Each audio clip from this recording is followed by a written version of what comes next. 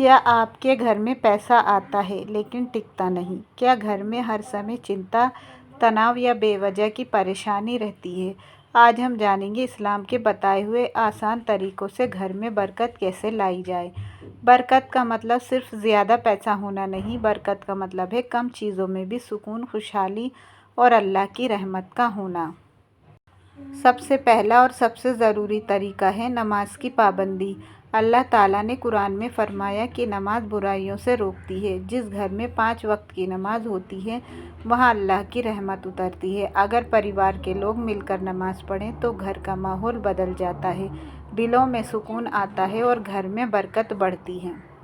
دوسرا، روز قرآن کی تلاوت۔ ہر روز کم سے کم 10 سے 15 منٹ قرآن شریف کی تلاوت ضرور کریں۔ جس گھر میں قرآن پڑھا جاتا ہے وہاں شیطان ٹھہر نہیں پاتا، وہاں فرشتے آتے ہیں اور گھر میں رحمت بھر جاتی ہے۔ قرآن کی تلاوت کی آواز گھر کے ماحول میں سکون، برکت اور رحمت پیدا کر دیتی ہے۔ تیسرا، گھر میں سلام کرنا۔ جب بھی گھر میں داخل ہوں السلام علیکم ضرور کہیں، یہ ہمارے پیارے نبی محمد کی سنت ہے۔ سلام کرنے سے محبت بڑھتی ہے، غلط فہمیاں دور ہوتی ہیں اور رزق میں برکت آتی ہے۔ چاہے گھر میں کوئی ہو یا نہ ہو پھر بھی سلام کہنا چاہیے۔ چوتھا، صفائی اور پاکیزگی۔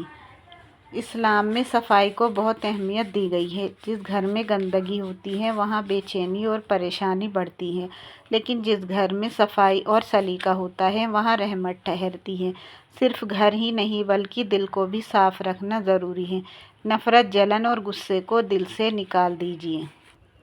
پانچواں، شکر اور صبر۔ اللہ شکر کرنے والوں سے خوش ہوتا ہے۔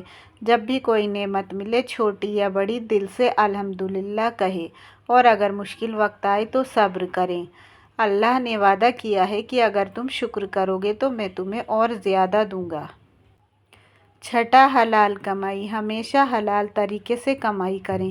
اگر پیسہ زیادہ بھی ہو لیکن غلط طریقے سے کمایا گیا ہو تو اس میں کبھی برکت نہیں ہوگی۔ کم لیکن حلال کمائی زیادہ لیکن حرام کمائی سے بہتر ہے۔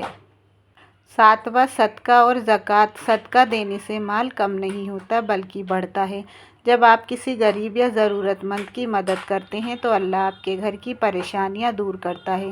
ہر مہینے تھوڑا سا ہی صحیح لیکن کسی کی مدد ضرور کریں۔ دوستو، اگر آپ چاہتے ہیں کہ آپ کے گھر میں سکون، خوشحالی اور برکت آئے تو نماز، قرآن، صفائی، حلال کمائی اور شکر اور صدقہ، ان باتوں کو اپنی زندگی کا حصہ بنا لیجیے۔ اللہ ہم سب کے گھروں میں برکت اور رحمت نصیب فرمائے، آمین۔